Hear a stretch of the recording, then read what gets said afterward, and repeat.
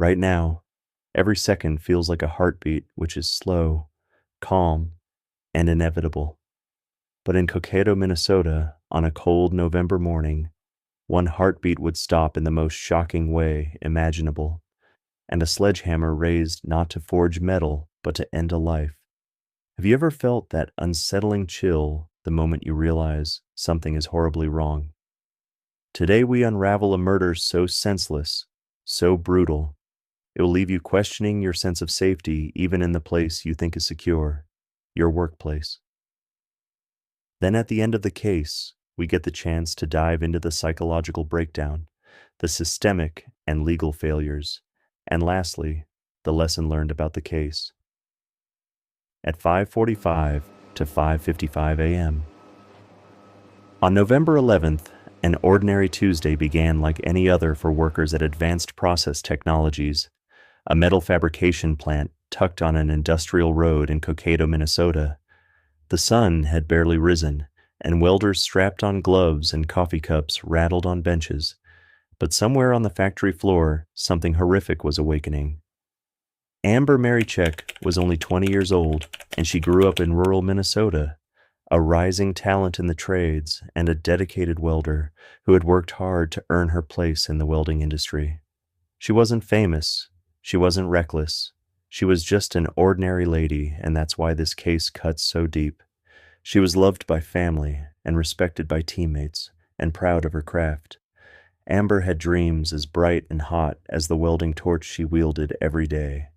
Welding wasn't just a job, it was proof she belonged in a world that often told young women they didn't. She worked at Advanced Process Technologies, a metal fabrication plant in Cokato, the kind of place where hard work is currency and silence is normal. She wasn't looking for trouble, but trouble came looking for her. Amber was young, in a workplace dominated by older men. She was physically smaller, and like so many people, she believed that if she kept her head down and did her job, she'd be safe. But what happens when danger isn't outside the building but standing 10 feet away from you? Wearing the same uniform, something dark was already in motion. Just before 5:58 a.m., surveillance cameras caught Amber being passed by her coworker, David Bruce DeLong, a 40-years-old man from Watkins, Minnesota. He wasn't a stranger. He wasn't an intruder. He didn't force his way inside. He clocked in like the rest of every worker that day. The footage shows them walking past each other in the hallway at first, with no words exchanged. Nothing that would hint that horror is about to unfold. To the other coworkers, DeLong was quiet, unremarkable, and not someone you would point and say he is a bad person. While everyone else was thinking about their shift, DeLong was thinking of murder, and he decided that it was time, and he left his station and didn't go to the break room.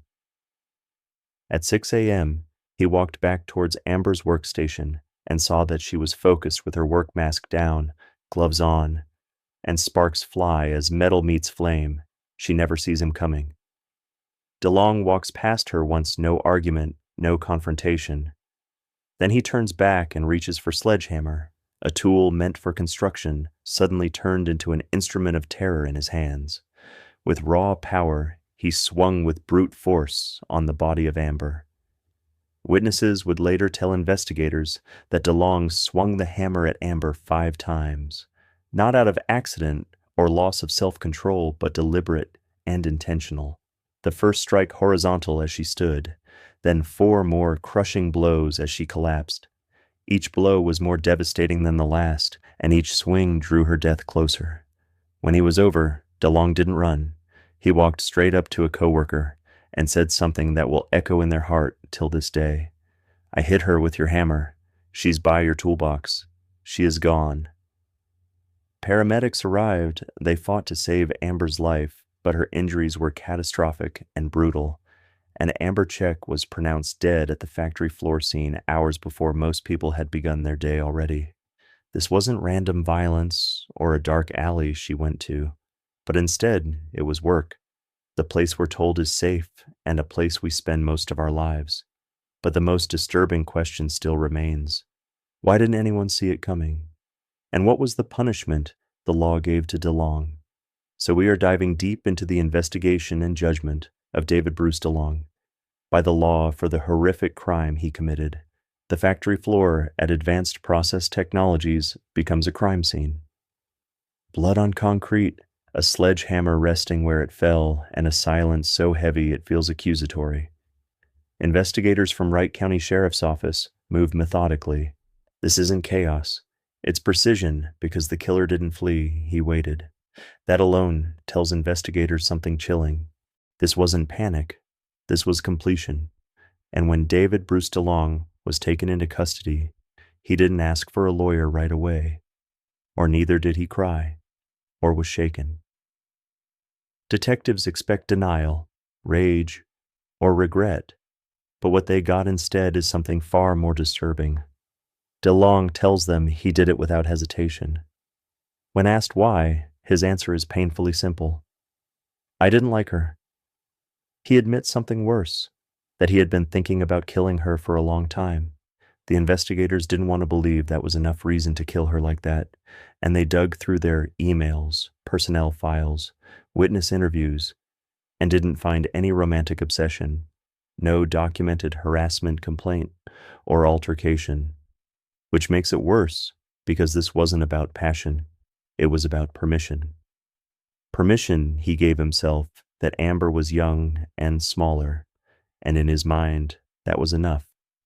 So the question the investigators had in mind about this case was that either DeLong was just so evil, or he was not mentally all right to have this on his mind, which the investigator made DeLong undergo a mental competency evaluation.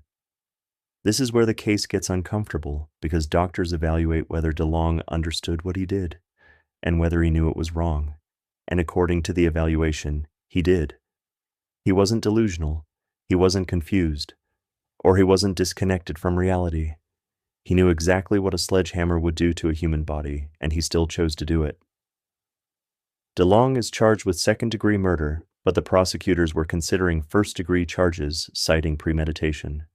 But no charge can bring Amber back, and Amber's family sits in court, and they don't get answers that feel satisfying. But the question still remains. How many people are silently deciding something terrible while standing right next to us? This wasn't a monster in the dark, but it was a coworker. The most terrifying thing about this case isn't how Amber died, but it's how normal everything looked right up until it happened. Now let's dive into the psychological breakdown and understand the mind of David Bruce DeLong, who made this case so terrifying because of his visible madness. And an evil heart a man could have. DeLong does not fit the stereotype of a chaotic, emotionally explosive killer. Instead, his behavior aligns with what forensic psychologists describe as instrumental violence, such as having emotional detachment by being so calm after the killing, and having cognitive justification by saying his motive was just that he didn't like her, and lastly, by having premeditation, evil fantasy by him, admitting of thinking about killing her for some time. All this implies low emotion planning, which is far more dangerous because it does not leak warning signs easily. Why is this kind of person so dark? It's because this wasn't rage, or it wasn't psychosis, it was a choice. Now let's dive into the systemic and legal failures. This is not about blaming it, about prevention and how it could have been prevented.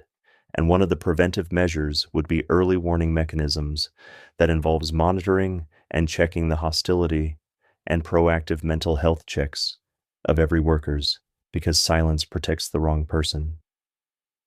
Secondly, we look into the workplace risk blindness, where lethal equipment has easy access at the workplace, because industrial environments assume accidents and not intentional harm. The legal failure here is that the charges still matters, but what justice gave was second-degree murder, but the prosecutors reviewed first-degree murder due to planning admission.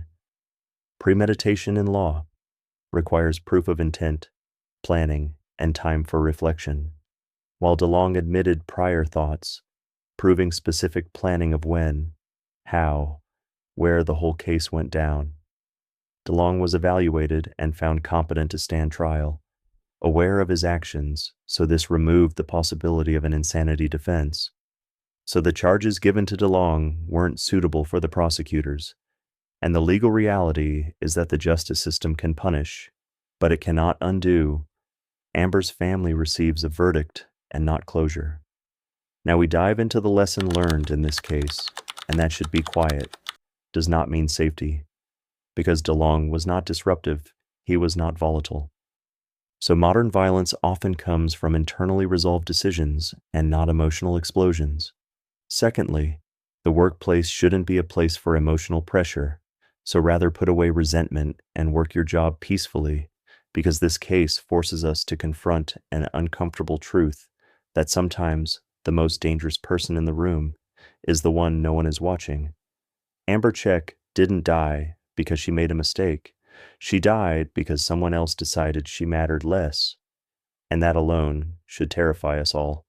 So if you find this case interesting, don't forget to like, subscribe, share, and comment below, because we post crime videos always. Until next time, stay safe and vigilant.